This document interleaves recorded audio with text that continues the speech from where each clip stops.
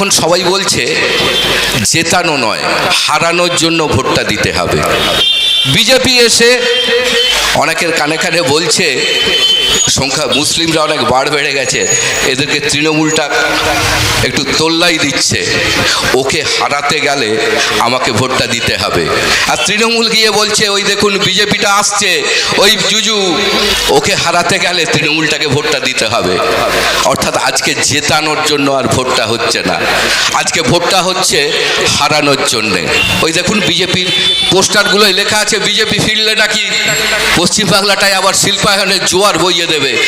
কে বলছে কথাটা? বিজেপির নেতা আজকে কে? শুভেন্দু অধিকারী, নন্দীগ্রাম কাণ্ডের নায়ক।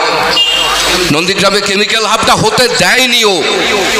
কেন্দ্রের নেতা রাজনাথ সিং, যাদের পকেটে মোবাইল ফোনগুলো আছে, চোখ বন্ধ করে দেখে নিতে পারেন সেই সিঙ্গুরের অনশন মঞ্চে রাজনাথ সিং আর মমতার কানে কানে কথাটা। তারা আজকে এসে বলছে আমরা ফিরলে পশ্চিমবাংলায় শিল্প নিয়ে চলে আসব। শুধু একা তৃণমূলকে দায়ী করলে হবে না, এই বিজেপি যারা পুরোপুরি সমর্থন করেছে তৎকালীন এই পশ্চিমবঙ্গটাকে ধূলিসাৎ করার জন্যে, ওই তৃণমূলের অধিকাংশ নেতা এখন বিজেপির নেতা, তার সঙ্গে কেন্দ্রের বিজেপি তো আছেই। আজকে নন্দকুমার বিধানসভায় 8 জন, মহিষাদল বিধানসভায় 9 জন প্রার্থী দাঁড়িয়েছেন। সবাই পথসভা করছেন, তাদের বক্তব্য বলছেন, প্রচার করছেন। কাকে ভোটটা দেবেন, কাকে 23 তারিখ সমর্থন করবেন? যারা কথা শুনছেন আপনাদের সমস্যা এটাই। আমরা বলি একটা অদ্ভুত পরিস্থিতি তৈরি হয়েছে। একটা সময় যখন খেলা হতো আমরা সেই দলটাকে সমর্থন করতাম যাকে জেতাতে চাই। আজকে এই পশ্চিমবাংলার বুকে 2011 সালে তৃণমূল এসছে আর 2018 সাল থেকে এই বিজেপিটার উত্থান। দুজন মিলে একটা অদ্ভুত পরিবেশ তৈরি করেছে, আপনাদের সামনে দেখুন। এখন সবাই বলছে জেতানো নয়, হারানোর জন্য ভোটটা দিতে হবে। বিজেপি এসে অনেকের কানে কানে বলছে সংখ্যা মুসলিমরা অনেক বাড় বেড়ে গেছে, এদেরকে তৃণমূলটা একটু তোল্লাই দিচ্ছে, ওকে হারাতে গেলে আমাকে ভোটটা দিতে হবে। আর তৃণমূল গিয়ে বলছে ওই দেখুন বিজেপিটা আসছে, ওই জুজু, ওকে হারাতে গেলে তৃণমূলটাকে ভোটটা দিতে হবে। অর্থাৎ আজকে জেতানোর জন্য আর ভোটটা হচ্ছে না, আজকে ভোটটা হচ্ছে হারানোর জন্যে। আর আমরা বলছি আমরা 294টা বিধানসভায় আমরা যে বাম গণতান্ত্রিক ধর্মনিরপেক্ষ শক্তির মহাজোট রচনা করেছি, আমরা বলছি আমরা 294টা কেন্দ্রে আমাদের প্রার্থীরা লড়াই করছে এই বাংলাটাকে বাঁচানোর জন্য। শুধু চন্দন মাইতি বা পরিতোষ পট্টনায়ককে নয়, শুধু ওই কাস্তে হাতুড়ি তারা বা লাল ঝান্ডাটাকে জেতাতে নয়, এই বাংলাটাকে বাঁচানোর লড়াই 294টা কেন্দ্রে হচ্ছে। কাকে ভোট দেবেন, কাকে সমর্থন করবেন আপনাদের ব্যাপার।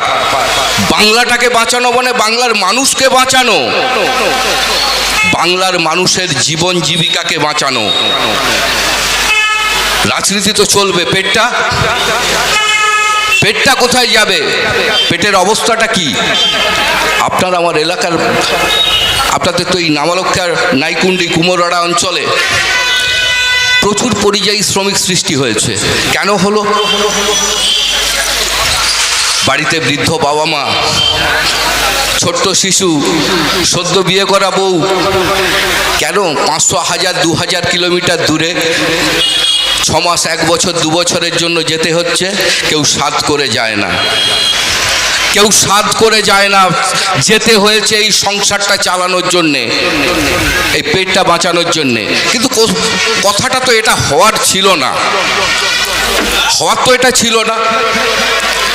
যেদিন 77 সালে বামফ্রন্ট সরকারটা আসে, এই হলদিয়াতে 4টে কারখানা ছিল।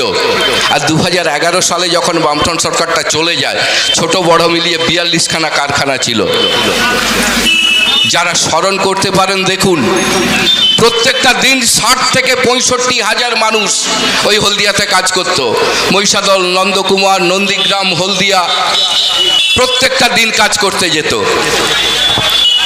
সারা ভারতবর্ষ থেকে মানুষ আসতো এই হলদিয়ার বুকে কাজ করতে। কারা নষ্ট করলো? যেদিন আমরা চেয়েছিলাম ওই নন্দীগ্রামে কেমিক্যাল হাবটা হোক, সিঙ্গুরে টাটাদের ন্যানো কারখানাটা হোক, বাদুড়ে জাহাজ সারাইয়ের কারখানাটা হোক, আর শালবনীতে জিন্দালদের ওই ইস্পাত শিল্পটা হোক। আজকে নন্দকুম নামালক্ষা বাজারে কটা হ্যালোজেন দিয়েছেন, দুটা হ্যালোজেন দিয়েছেন, আমরা সভা করছি, দেখুন সভাস্থলটা আলোয় ভর্তি। একটু পিছিয়ে যান, ওই দূরের গলিগুলো দেখুন অন্ধকার। আমরা যেটা 2011 সালে চেয়েছিলাম, পশ্চিমবাংলার কোনো অলিগলি অন্ধকার থাকতো না, পশ্চিমবাংলার প্রত্যেকটা অলিগলি আলোয় ভরে যেত, তার সঙ্গে আলোয় ভরে যেত আমাদের ভবিষ্যৎ প্রজন্মের ভবিষ্যৎরা, আমাদের ভবিষ্যৎ প্রজন্মের ভবিষ্যৎরা। একটা সময় এই এলাকার মানুষ, আপনি রাজমিস্ত্রির কাজ করছেন, কঠোর পরিশ্রম করছেন, ছেলেমেয়েদেরকে পড়াশুনোটা শেখাতেন, বলতেন বাবা পড়াশুনোটা কর, একটা ডিগ্রি নে, একটু আইটিআই বা পলিটেকনিকটা করে নে, পাশে হলদিয়াটা আছে, একটা কাজ করলে তোকে আমার মতো রাজমিস্ত্রির কাজ করে সারা জীবন চলতে হবে না, তোর সংসারটা চলে যাবে, তোর একটা ভবিষ্যৎ সুনিশ্চিত হয়ে যাবে। আজকে এই এলাকার মানুষ বলেন না তো কে দায়ী? ওই দেখুন বিজেপির পোস্টারগুলোয় লেখা আছে বিজেপি ফিরলে নাকি পশ্চিমবাংলাটায় আবার শিল্পায়নের জোয়ার বইয়ে দেবে। কে বলছে কথাটা?